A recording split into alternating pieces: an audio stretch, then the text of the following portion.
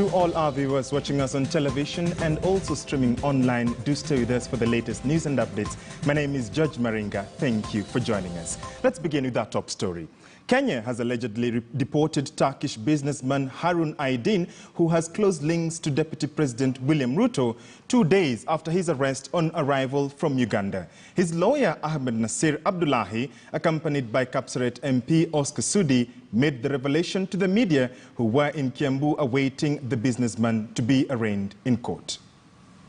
Sasa tumepata habari ya kwamba kwa sababu hawa watu kama vile tulivyosema, hii mambo yote ni siasa, hawana kitu yoyote ya kumstaka naye.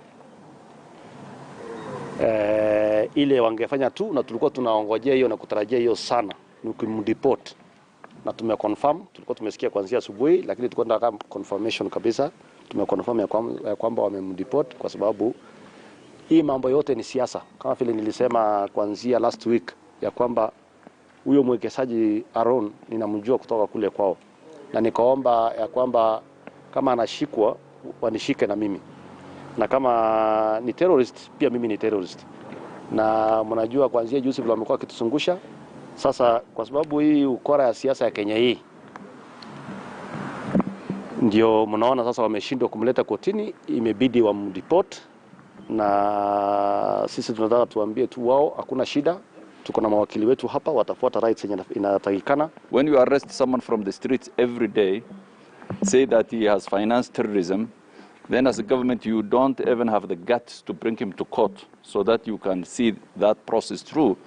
It shows how shameless, and this is so unfortunate that this government is. But as his lawyers, we will challenge the process to deport him, because deportation is done according to a certain procedure and laws. The government cannot just deport, just because someone is a friend to the deputy president. That's not an offense under our penal code. So we will challenge that, and we will bring him back to this country, whether it is this year or next year or the other year. It doesn't matter. We will we will ventilate his grievance through the court system, and I'm confident that when you try that process through the court will reach a decision that Harun was unfairly treated.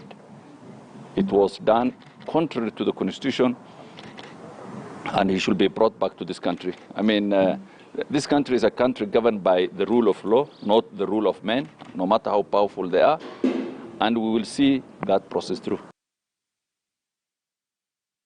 Our senior reporter, Rita Tinina, is following this developing story and now joins us live from our City Center studios with the details. Good afternoon, Rita. Of course, it has been quite an eventful morning, especially for the lawyers and, of course, for members of the media who had been awaiting for Harun Aydin to be arraigned in court. What more can you tell us?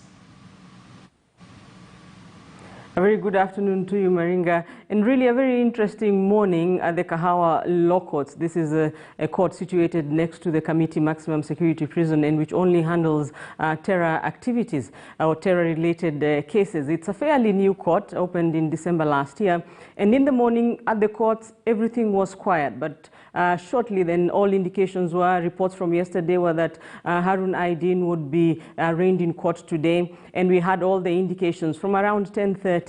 His lawyers, as you mentioned, they are led by Senior Counsel Ahmed Nasir Abdullahi, Kapsaret MP Oscar Sudi. Sudi, remember, was one of those who were to travel with Aydin as well as the Deputy President on that aborted trip by the Deputy President to Uganda. They started arriving. There were also 2 Turkish nationals who arrived alongside them, and they were preparing to get into court. You could see the lawyers removing their files. They stood outside the court holding meetings. You could see them in groups of 2-3 people discussing. And we were also ready, setting up. Ahmed Nasir Abdullahi saying they came ready to challenge whatever it is that the prosecution had against Harun Aydin in court.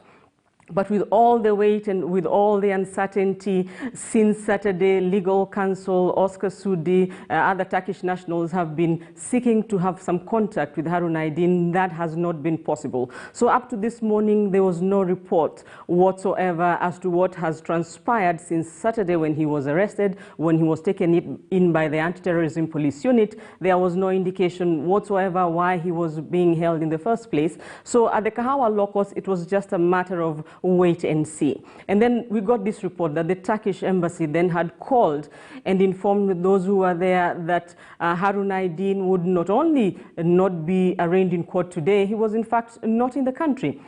And they told us that he was deported earlier on this morning. They didn't give any more details, but we have since established that he was deported on a scheduled flight, the Turkish Airlines scheduled flight that leaves Nairobi for Istanbul at 25 minutes past 4 a.m. But we are told that flight was delayed by close to 1 hour. But as of now, he has landed in Turkey. What follows now still remains very, very unclear.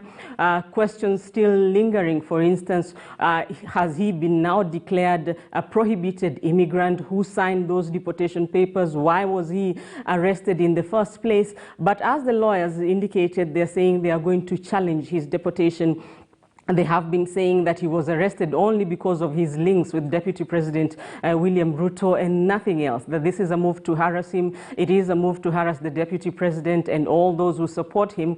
And the thing that has made this sort of turn out into a drama is the lack of information from the government or from the security agencies. Last week, the Deputy President, and even on Saturday, repeating the same sentiments that he has not related with any terrorist, defending Harun Aydin, saying he is a well-known investor. And this morning, Oscar Sudi and Ahmed Nasir Abdullahi saying the government sort of maligned his name, being a well-known investor. His name has been maligned, and that's why they are seeking to have him back in the country to push the process through court so that the court perhaps can help clear his name. Maringa. Indeed, these are developing story, and senior reporter Rita Tinina will be on this story as the day unfolds. And now we are now joined by immigration lawyer Professor George Wajakoya to talk more about this controversial deportation.